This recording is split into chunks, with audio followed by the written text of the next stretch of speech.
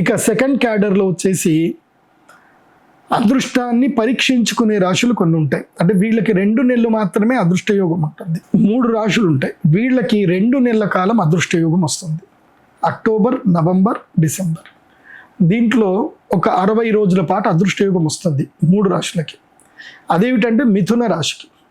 మిథున రాశికి 2వ ఇంట్లో గురువు వస్తాడు కాబట్టి కర్కాటక రాశి లోపలి గురువు అడుగు పెట్టగానే 2వ ఇంట్లో గురువు రాగానే అదృష్ట యోగం వస్తుంది. మిథున రాశికి ధనయోగం వస్తుంది.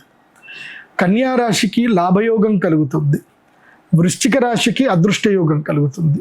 ఇలా ఈ 3 రాశుల వారికి యోగ సిద్ధి కలిగేటువంటి అవకాశం ఉంది. 60 రోజులు, 90 రోజులు, మ్యాక్సిమం 60 రోజులు అంటే అది కొంచెం దాని యొక్క ఎఫెక్ట్ అటు ఇటు 90 రోజులు ఈ ఎఫెక్ట్ ఉంటుంది.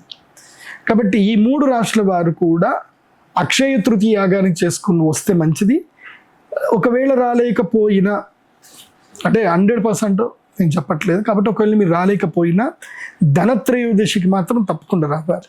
ఎందుకోసమంటే ధనత్రయోదశికి మీకు సిద్ధి కలుగుతుంది. అప్పుడే ధనత్రయోదశి సమయానికి మీకు ద్వితీయ, తర్వాత లాభ, మిథున రాశి వారికి ధనస్థానము, కన్యా రాశి వారికి లాభస్థానము, వృశ్చిక రాశి వారికి భాగ్యస్థానము లోపలికి అదృష్ట యోగ సిద్ధి కలుగుతుంది. కాబట్టి మీరు తప్పకుండా యాగం చేయించుకుంటే మంచిది.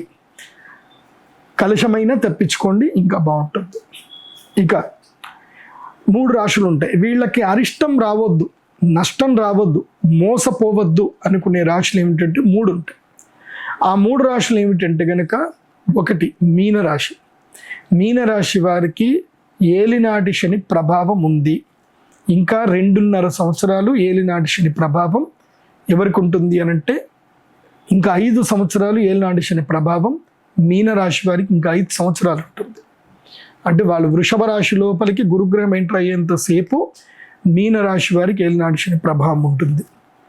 ఇక మేషరాశి వారు కూడా తప్పకుండా యాగం చేయించుకోవాలి. ఎందుకోసమంటే వీళ్ళకి ఏ గ్రహము అనుగ్రహం లేదు. ఈ సంవత్సరము 11th పొజిషన్కి వెళ్ళిపోయారు, కిందికి వెళ్ళిపోయారు. కాబట్టి మేషరాశి వారికి ఏలినాటి శని ప్రారంభమయ్యింది. కాబట్టి ఏలినాటి శని ప్రారంభమవుతే చాలా సమస్యలు తీసుకొస్తాడు. కాబట్టి వీరు కూడా యాగం చేయించుకుంటే మంచిది. ఎందుకోసమంటే అమ్మ అనుగ్రహం ఉంటే అన్ని మంచి జరుగుతాయి. కాబట్టి ఏలినాటి శని బాధ కలగొద్దు అనడానికి లక్ష్మీ యాగం చేసుకుని యంత్రం పెట్టుకుంటే మంచిది. ఎవరికి? మీనరాశి, మేషరాశి. అదేవిధంగా కర్కాటక రాశి. కర్కాటక రాశికి ఏంటంటే 12వ స్థానంలో గురువు, తర్వాత భాగ్యస్థానము లోపలికి శని వచ్చాడు. శని భాగ్యము లోపలికి వస్తే భాగ్యాన్ని హరిస్తాడు. 8వ స్థానంలో రాహు వస్తాడు కాబట్టి ఆరోగ్య సమస్య ఇబ్బందులు కలిగిస్తాడు. కాబట్టి కర్క, మీన, మేషరాశి వారు 3rd కేటగిరీలో వస్తారు. సో మీరు కూడా యాగం చేయించుకుంటే మంచిది. కాకపోతే ఈ అక్షయ తృతీయ యాగం యొక్క ముఖ్య ఉద్దేశం ఏమిటంటే రాజయోగ సిద్ధి, ధనప్రాప్తి, మహాలక్ష్మి యొక్క అనుగ్రహం. కాబట్టి అక్షయ తృతీయకి ఈ రాశుల వారు వస్తే మంచిది. ఇక ఈ అక్షయ తృతీయ రోజు ఏ రోజు వస్తుంది, ఏ విధంగా ప్రిపరేషన్ చేసుకోవాలి, సో కార్యక్రమ సమయాలు ఏమిటి? ఈ అక్షయ తృతీయ 30వ తారీఖు ఏప్రిల్ 2025వ సంవత్సరం వస్తుంది, బుధవారం. కాకపోతే ఈసారి అక్షయ తృతీయ యొక్క తృతీయా తిథి యొక్క పరివ్యాప్తం మధ్యాహ్నం 12 గంటల వరకే ఉంది. కాబట్టి ఈసారి నిర్ణయం ఏమిటంటే అందరూ 29వ తారీఖు సాయంత్రం 5 గంటల వరకు శ్రీచక్ర పీఠానికి రావాలి. 29వ తారీఖు సాయంత్రం వరకు రావాలి. మేము శ్రీచక్ర మండలం వేస్తాము. సాయంత్రం భోజనాలు చేసుకోవాలి, చక్కగా విశ్రాంతి తీసుకోవాలి. అందరినీ పొద్దున్నే 2 గంటలకు లేపేస్తాం. 2 గంటకి 2:30కి 2 గంటలకు లేపడం స్టార్ట్ అయిపోతుంది. 2 నుంచి 3:30, 4 గంటల వరకు అందరూ రెడీ అయిపోవాలి, స్నానాలు చేసుకోవాలి, రెడీ అయిపోవాలి. కాబట్టి తప్పకుండా బట్టలు తెచ్చుకోండి, 2 జతలు బట్టలు తెచ్చుకోండి. అందరూ తప్పకుండా మంచి కాటన్ కానీ పట్టు వస్త్రాలు కానీ మంచి డ్రెస్సులు తెచ్చుకోండి. ఈ లెగిన్స్ తెచ్చుకోవద్దు, అమ్మాయిలు లెగిన్స్ వేసుకొని రావద్దు. మంచి అంటే మీ స్కిన్ టోన్ కనబడకూడదు, స్కిన్ కతుక్కునేటువంటి బట్టలు వేసుకొని రాకూడదు. చూడిదార్ వేసుకోండి కానీ ఇట్లా స్కిన్కి అతుక్కున్నట్టుగా బట్టలు ఉండకూడదు, బాగా గుర్తుపెట్టుకోండి. సో చక్కని చీర కట్టుకోండి, లేదంటే చూడిదార్ పంజాబ్ డ్రెస్ చేసుకోవాలి, కానీ ఒళ్ళంతా కూడా నీట్గా కవర్ అవ్వాలి. అలా పద్ధతిగా అందరు కూడా రావాల్సింది ఉంటుంది. సో 29వ తారీఖు సాయంత్రము 5 గంటల వరకు అందరూ రీచ్ అవ్వాలి. మీరు మార్నింగ్ రీచ్ అయినా పర్వాలేదు. ఎవరైనా దూర ప్రాంతాల నుంచి వచ్చే వాళ్ళు మార్నింగ్ వాళ్ళకి రీచ్ అయ్యేటట్టుంటే మార్నింగ్ అయినా రండి. సొంత కార్లలో వస్తే మంచిది. మీరు ట్రైన్లలో రావచ్చు, బస్లో రావచ్చు, ఎట్లయినా సరే. నిజామాబాద్ అని పేరు, కాకపోతే ఇందూరు జిల్లాకి ట్రైన్ ద్వారా రండి. అక్కడ నుంచి మన శ్రీచక్ర పీఠానికి నందిపేట అనేటువంటి ఊరు ఉంటుంది, అక్కడికి వెళ్ళేదానికి మార్గంలో ఉంటుంది. 29వ తారీఖు అందరు రీచ్ అవ్వాలి. సాయంత్రము యాగ కార్యక్రమం, సాయంత్రానికి ఏంటంటే యాగానికి సంబంధించిన ప్రిపరేషన్స్ అన్ని ముందు రోజే ప్రిపరేషన్స్ ఉంటాయి కాబట్టి సాయంత్రం ఏం చేస్తాము, మొత్తము పైన యజ్ఞకుండాలు అరేంజ్ చేసుకోవడము, కర్రలన్నీ పెట్టుకోవడము, తర్వాత పీటలన్నీ రెడీ చేసుకోవడము, ఇవన్నీ కూడా ప్రిపరేషన్స్ అన్నీ కూడా మనకి 29వ తారీఖు రాత్రి ఉంటాయి.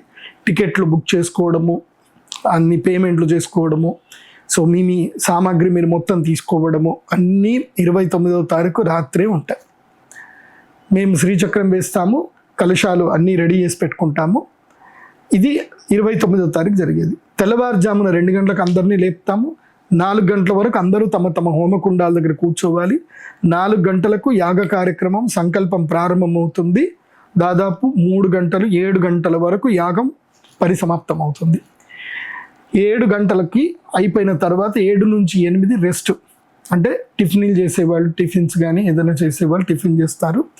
8 గంటల నుంచి వరుణ మండల పూజ, అమ్మవారికి సహస్ర కుంభాభిషేకం ఉంటుంది. 8 నుంచి 11 గంటల వరకు సహస్ర కుంభాభిషేకము.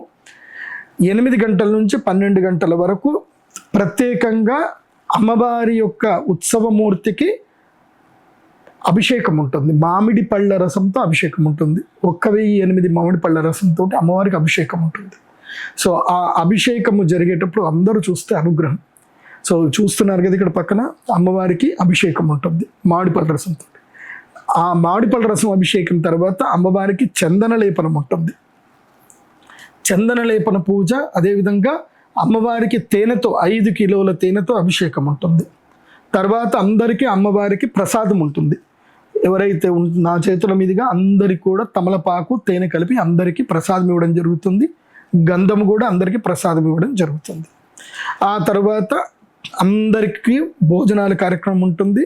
చక్కగా అందరూ కడుపు నిండా భోజనం చేయాలి, విశ్రాంతి తీసుకోవాలి.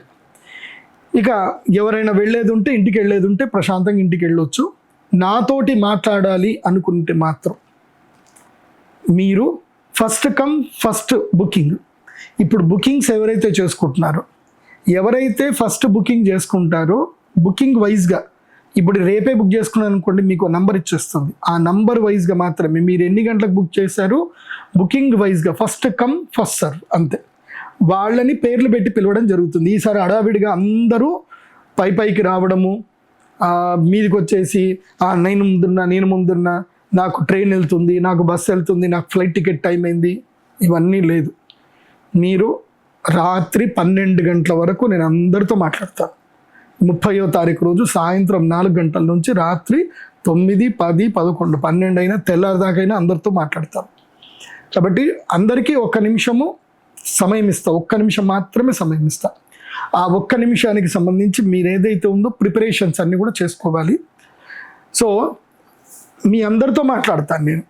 కాబట్టి మీకు ఎట్లాగైతే మీరు బుకింగ్ చేసుకుంటారు, స్క్రీన్ మీద కనిపిస్తున్న నా నంబర్కి కానీ వెబ్సైట్లో కానీ మీరు బుక్ చేసుకుంటే మీది ఇలా బుకింగ్ అవ్వగానే అలా మీది మా ఎక్సెల్ షీట్లో అప్లోడ్ అయిపోతుంది. మీకు ఒక నంబర్ ఉంటుంది, ఆ నంబర్ మీకు మొబైల్కి మెసేజ్ వచ్చేస్తుంది. మా వాళ్ళు మీకు కాల్ చేసైనా చెప్పేస్తారు.